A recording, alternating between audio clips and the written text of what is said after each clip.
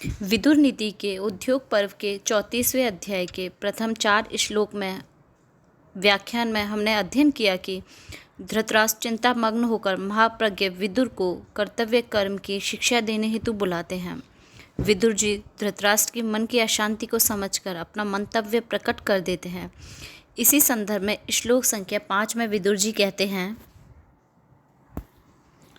तस्मात् वक्ष्यामि ते राजन् हितं यत् स्यात् कुरून् प्रति वचा श्रेष्ठकरं धर्म्यं ब्रुवत् तत् निबोध मे। तस्मात् अर्थात इसलिए, वक्ष्यामि यानी कहूँगा, ते यानी तुम्हारे लिए, राजन यहाँ ये धृतराष्ट्र के लिए संबोधन है, हितम यानी हितकारी, यत यानी जिससे, स्यात् यानी हो, कुरून् कौरवों के प्रति यानी प्रति, जो कौरवों के प्रति हितकारी हो, वचः यानी वचन, श्रेष्ठकरम अर्थात कल्याणकारी, धर्म्यम अर्थात धर्म से युक्त, ब्रुवत यानी बोल रहा हूँ, तत्व यानी उसे, निबोध यानी समझें, में यानी मेरे। यहाँ विदुर जी धृतराष्ट्र से कह रहे हैं कि हे धृतराष्ट्र, जिससे समस्त कौरवों का हित हो, वही बात मैं आपसे कहूँगा। मेरे इन कल्याणकारी और धर्मयुक्त वचन जो मैं बोल रहा हूँ, उन्हें आप ध्यान देकर सुने। इस पद में ते और मे शब्द का प्रयोग हुआ है। ये दोनों क्रमशः युष्मत और अस्मत् शब्दों के संक्षिप्त रूप हैं, जो चतुर्थी और षष्ठी के एक वचन में होते हैं। ते का अर्थ होता है तुम्हारे लिए अर्थात तुभ्यम और तुम्हारा। इसी प्रकार मे का अर्थ होता है मेरे लिए अर्थात मह्यम और मेरा। अतः इनका यहाँ कौन सा अर्थ उपयुक्त रहेगा, ये प्रसंग के अनुसार लगा लेना चाहिए। अब धृतराष्ट्र के लिए विदुर अपने नीतिपूर्ण वचन कहना प्रारंभ कर देते हैं।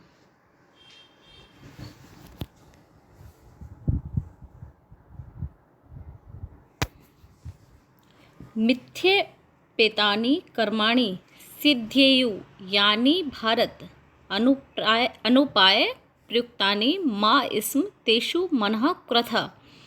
मिथ्येपेतानि अर्थात कपटपूर्ण, कर्माणि यानी कर्म, सिद्ध्यनि अर्थात सिद्ध होते हैं, यानी जो, भारत हे भरतवशी धृतराष्ट्र, अनुपाय कहते हैं असत या गलत उपायों का, प्रयुक्तानि यानी प्रयोग करके, माँ यानी मत, तेषु यानी उनमें, मनः यानी मन की, क्रथा यानी आसक्ति। यहाँ पर विदुर जी धृतराष्ट्र से कह रहे हैं कि जो जुआ आदि असत प्रयोगों का क्षमा कीजिएगा, जो जुआ आदि असत उपायों का प्रयोग करे और जिनसे ये कपटपूर्ण कार्य सिद्ध होते हैं, ऐसे कार्यों में आप अपने मन को मत लगाइए। भारत संबोधन यहाँ धृतराष्ट्र के लिए आया है, जिसका अर्थ होता है भरत के वंश में उत्पन्न होने वाला। अनुपाय का अर्थ होता है असत उपाय, उपाय का अर्थ होता है उद्योग या प्रयत्न। इसमें साम, दाम, दंड और भेद की गणना भी होती है। जो अच्छे उपाय ना हो उन्हें अनुपाय कहते हैं। अगले श्लोक में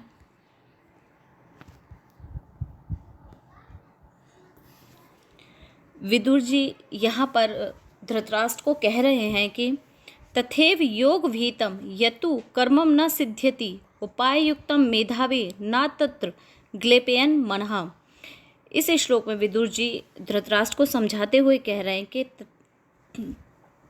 तथैव अर्थात इसी प्रकार से, योग विहितम का अर्थ होता है सावधानी पूर्वक किया गया, यत यानी जो, कर्मम यानी कर्म, न यानी नहीं, सिद्ध्यति अर्थात सिद्ध होता है, उपाय युक्तम का अर्थ होता है उचित, उपाय का अर्थ होता है साधन का उपयोग करके, मेधावी यानी बुद्धिमान को, न यानी नहीं, तत्र यानी वहाँ पर, मनः यानी मन को, ग्लेपेन यानी दुखी करना चाहिए या ग्लानि करनी चाहिए। यहाँ विदुर जी धृतराष्ट्र को समझाते हुए कह रहे हैं कि जब अच्छे उपायों का प्रयोग करके सावधानी से किया गया कर्म भी यदि सफल नहीं हो, तो बुद्धिमान पुरुष को उसके लिए अपने मन में ग्लानि नहीं करनी चाहिए। योग विहित में आए योग शब्द का अर्थ होता है योग्यता या उपयुक्ता, उत्साह, उद्योग, प्रयोग, संबंध आदि भी इसी अर्थ में आते हैं। इस श्लोक का भाव यह है कि प्रयत्न करने पर भी यदि कार्य ना बने तो इसमें कोई दोष नहीं है। यत्ने कृते यदि ना सिद्ध्यति को अत्र दोषः।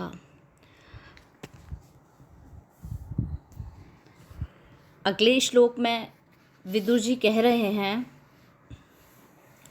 अनुबंधान अपेक्षित सानुबंधेषु कर्मसु संप्रदार्य च कुर्वीत ना वेगेन समाचरेत। अनुबंधान का अर्थ होता है प्रयोजन को, अपेक्षित अर्थात समझ लेना चाहिए, सानुबंधेषु अर्थात प्रयोजनवश किए गए, कर्मसु यानी कार्यों में, संप्रदार्य अर्थात अच्छी प्रकार से विचार करके, कुर्वीत यानी करना चाहिए, ना यानी नहीं, वेगेन अर्थात जल्दबाजी में, समाचरित यानी आचरण करना चाहिए। प्रस्तुत श्लोक में विदुर जी यह कह रहे हैं कि जल्दबाजी में कोई भी कार्य नहीं करना चाहिए। तो इस श्लोक में वह बता रहे हैं कि प्रयोजनवश किए गए कर्म में प्रयोजन को ज़रूर समझ लेना चाहिए और अच्छी प्रकार से विचार कर कर ही कोई कार्य करना चाहिए, जल्दबाजी में किसी भी कार्य को नहीं करना चाहिए।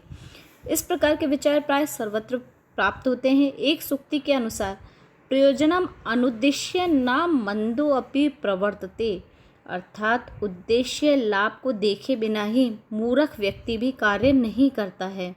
हिंदी का एक दोहा इस विषय में अत्यंत सटीक है, बिना विचारे जो करे सो पाछे पछताए, काम बिगाड़े आपको जग में होत हंसाए।